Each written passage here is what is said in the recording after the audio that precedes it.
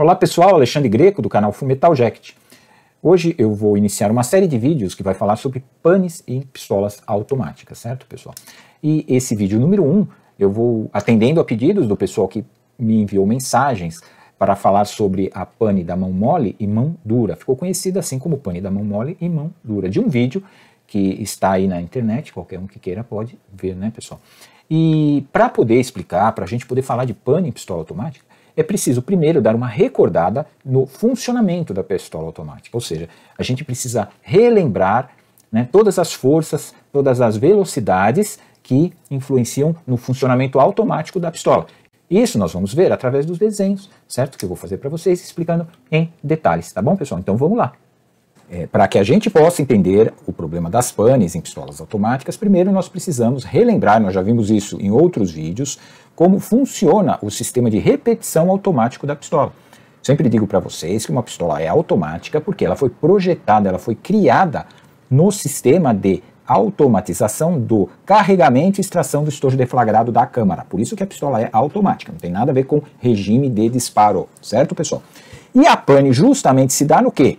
Se dá no sistema automático. Então, vamos recordar como funciona o sistema automático de carregamento e descarregamento da câmara da pistola.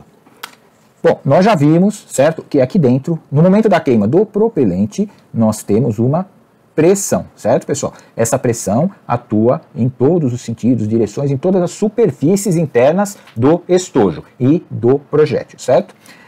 De que forma ela atua no projétil? Na forma de um vetor de força, certo? Existe uma força que atua no projétil, que é a força que vai impulsionar o projétil. E também existe uma força que atua no culote, que atua na base do estojo, certo, pessoal? Então, até aí nós já sabemos essa primeira parte das forças. Aí, esse projétil, vocês concordam que ele tem uma massa, certo, pessoal? E este ferrolho também tem uma massa. No sistema blowback puro, que é o que eu peguei de exemplo para vocês aqui, que é o mais fácil de entender, todas essas armas automáticas, elas funcionam no sistema blowback. O que ocorre é que o blowback ele pode ser atrasado, ou seja, existir um sistema de trancamento que vai retardar o recuo do ferrolho. Mas após esse sistema de trancamento ser desacionado, a arma passa a operar no blowback puro do mesmo jeito, certo, pessoal? Então vamos lá. O sistema de funcionamento básico blowback é o seguinte, nós temos uma massa de projétil, certo? Que recebe uma força que gera uma velocidade.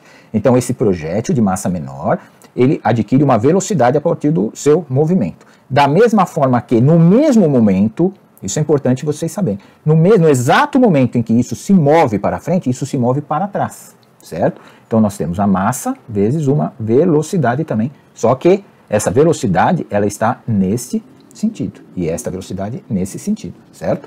O sistema é baseado no quê? Que essa velocidade, devido a essa grande massa, seja muito menor do que esta velocidade do projétil, de forma que o projétil alcance sua velocidade máxima, aproveite todos os gases, saia do cano, certo? Depois, ou seja, antes que o ferrolho faça a abertura, que essa grande massa se mova, certo? Então esse balanço aqui, ó, de massas e velocidades é o que vai determinar o tempo de abertura do ferrolho, certo?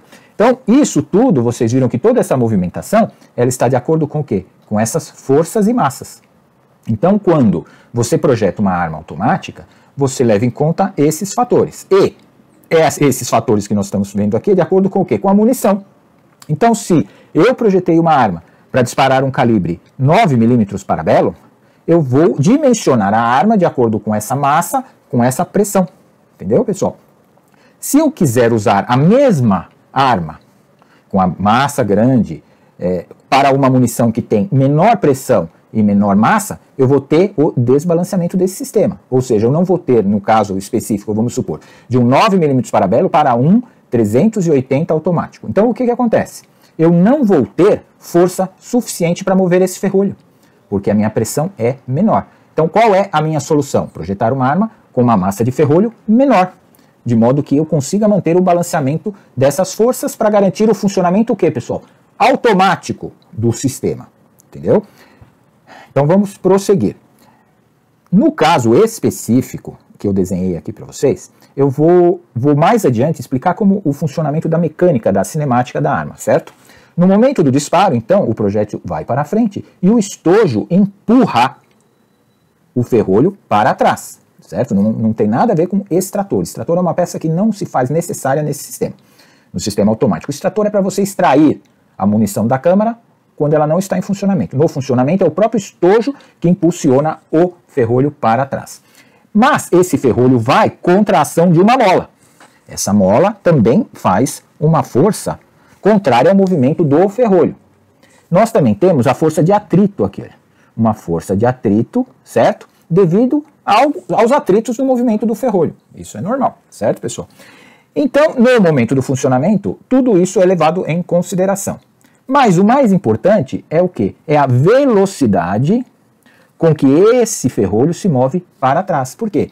Ele tem que ficar seguro até que a pressão caia a níveis seguros, certo? Que no caso de uma munição 9mm, precisa ser uma velocidade muito baixa, ou existir um outro sistema de trancamento aqui que atrase essa abertura. Mas no caso do 380, basicamente é a massa do ferrolho e a mola, os atritos, que vão determinar essa velocidade, porque ele não tem muita força de recuo, né, pessoal? E o que ocorre é que esse ferrolho se movimenta para trás, certo? Acionado pelo estojo, e comprime essa mola, certo? Até o ponto em que essa face do ferrolho alcance uma posição atrás do sistema de carregador. Esse sistema de carregador, por sua vez, uma vez ejetado o estojo deflagrado, posiciona essa munição, sobe essa munição em posição de ser alimentada novamente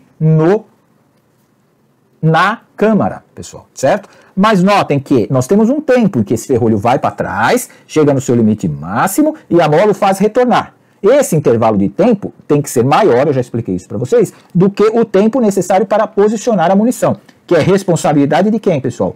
Da mola do carregador. Essa mola do carregador, ela tem que ter energia, ela tem que ter força suficiente para, mesmo que o carregador esteja com 15 munições ou com uma munição, posicioná-lo nos lábios para alimentação no intervalo de tempo em que esse ferrolho foi para trás, certo? Para que quando ele retorne, ele já consiga coletar essa munição e introduzir na câmara.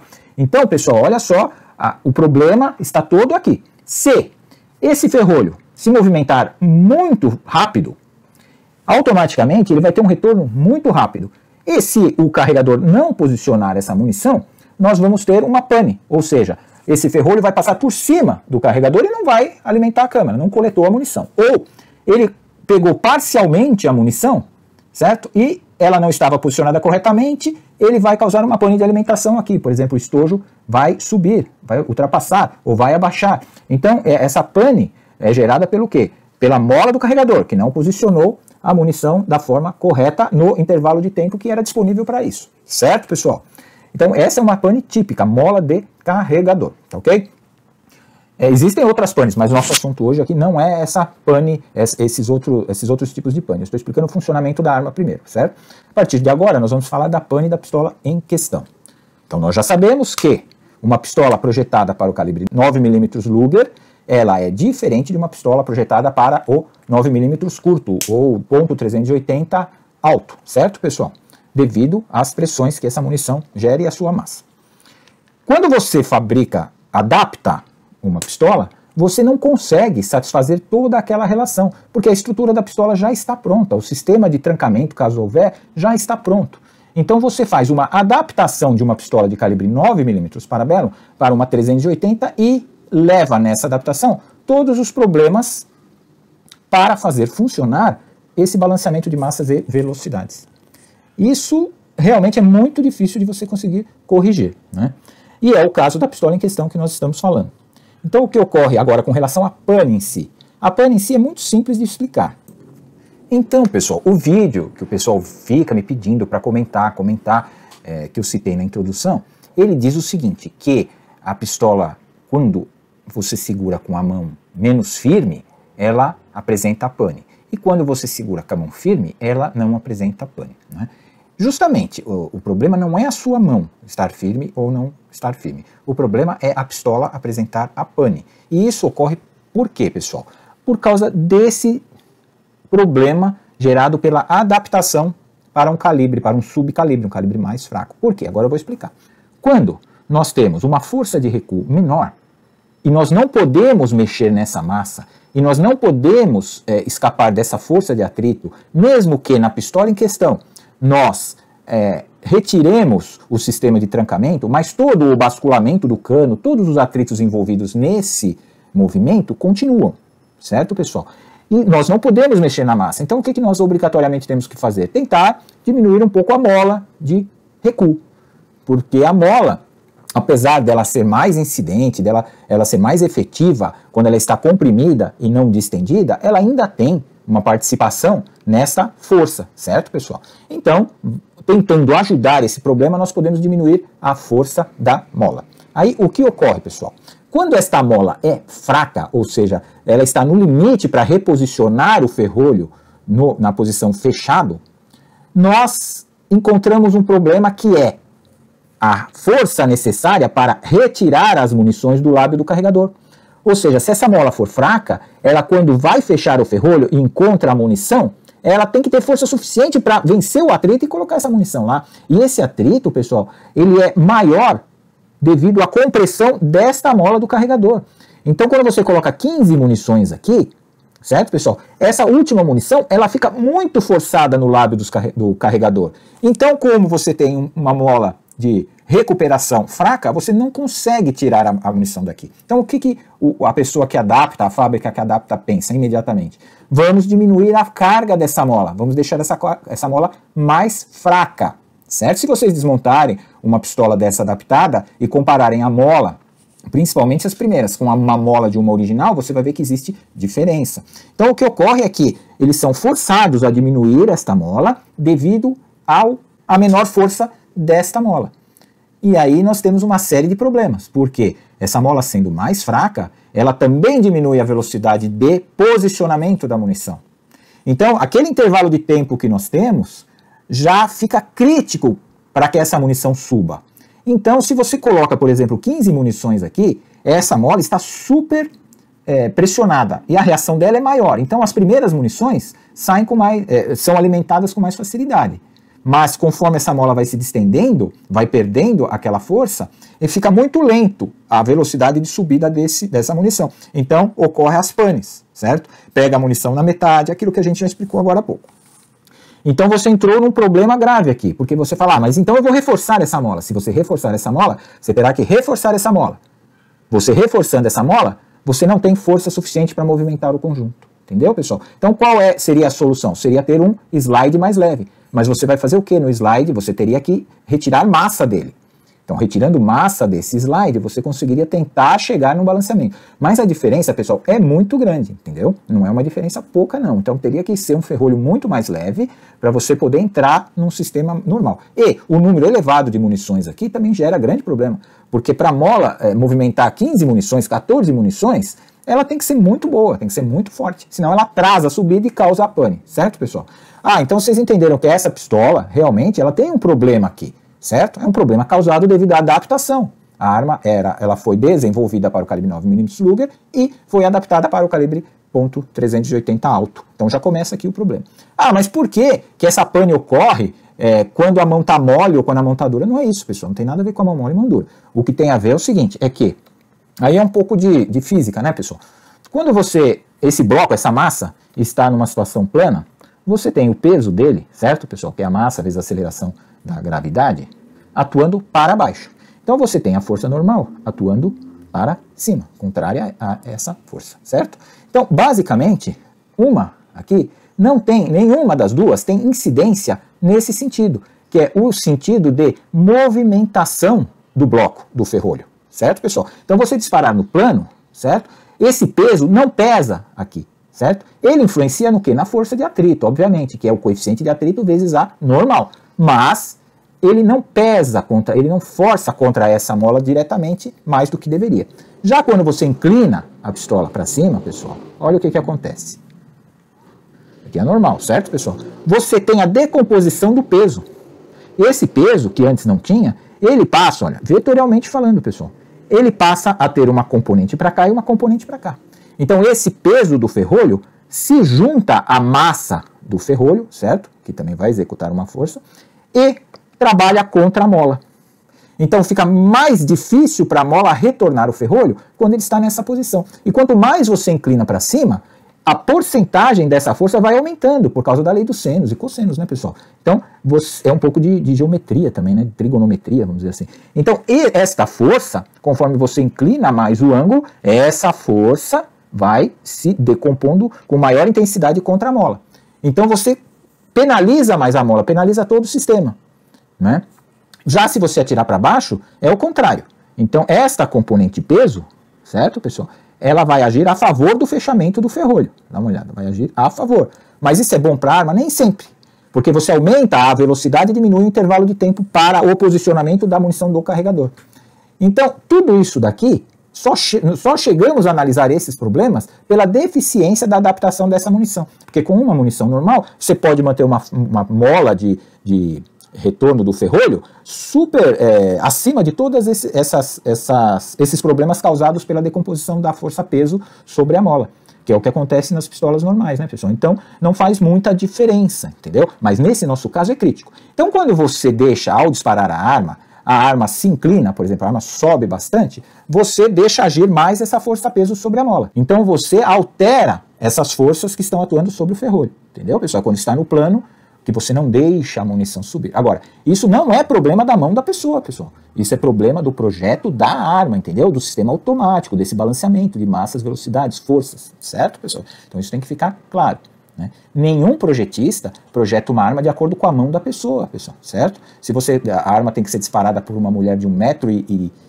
m, por exemplo, que tem uma mão muito pequena, ela tem que funcionar do mesmo jeito, subindo, retornando, como se tivesse disparada por um cara de 120 quilos, entendeu? Com uma mão enorme que vai segurar e não vai deixar ela ter ângulo.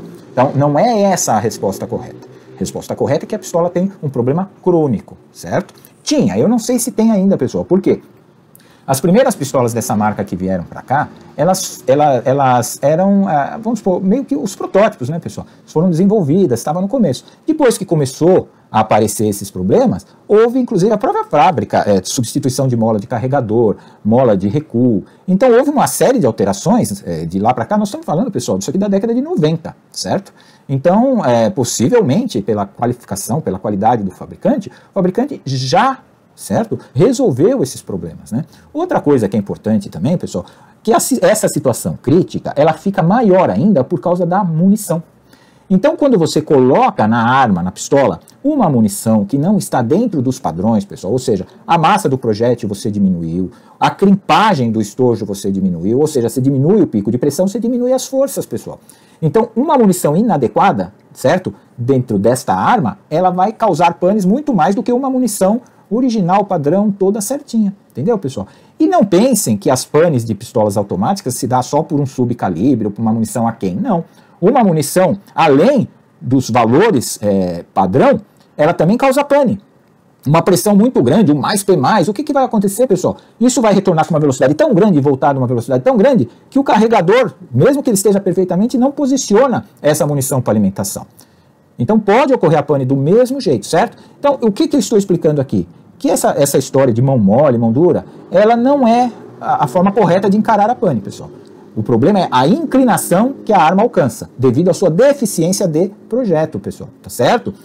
Para quem conhece arma de fogo, que conhece submetralhadora, sabe muito bem que as armas têm que ser testadas, principalmente quanto a isso, as armas blowback principalmente, quanto à elevação do tiro, certo? Tem submetralhadora, por exemplo, que no plano ela tira muito bem, conforme você começa a subir o cano, ela dá pane, pessoal. Então, quem conhece arma de fogo sabe isso. Quando eu falo conhecer arma de fogo, pessoal, é a engenharia da arma de fogo, o funcionamento, não é o uso, né? O uso da arma de fogo é outra coisa, o emprego é outra coisa, é outra categoria de estudo, não é? O que eu passo para vocês aqui é a parte de construção da arma, né? Isso é importante para quê? É importante para instrutor de tiro. O instrutor de tiro tem que saber isso. Por isso que eu insisto com vocês sempre que a pistola é automática. Porque se você não se conscientizar desde o começo que a arma foi desenvolvida dentro desse sistema, que tudo foi criado para automatização da recarga, você não tem a menor condição de analisar uma pane, de saber o que acontece, o que não acontece, certo, pessoal? Então essa minha insistência nesse termo é para isso, é para que vocês entendam como funciona, vamos dizer assim, uma dica que eu estou dando para vocês, né? Se vocês conseguirem encontrar alguém que explique onde está o sistema semiautomático nessa arma aqui, eu agradeço. Na minha opinião, ela passa a ser semiautomática quando ela não funciona da forma que foi projetada para funcionar, certo, pessoal? Ok? Então vamos adiante aqui. Pessoal, espero que vocês tenham gostado do vídeo, tenham assimilado a informação que eu estou passando para vocês, certo? E eu queria deixar 2 recados. O primeiro recado é o seguinte, que todas essas informações, todo esse conhecimento sobre o estudo da engenharia das armas de fogo vai estar presente no curso da Federal Shooting, no curso de formação de instrutores de armamento e tiro, né? Mas lá vocês vão poder interagir e, logicamente, nós vamos nos aprofundar mais no assunto, né, pessoal? Então, isso é importante, a pessoa tem que conhecer essa parte técnica das armas de fogo, principalmente se for um instrutor de tiro, pessoal, né? E a outra coisa que eu quero pedir para vocês é que deixem o seu like, inscrevam-se no canal e compartilhem o vídeo. Até o próximo vídeo, pessoal.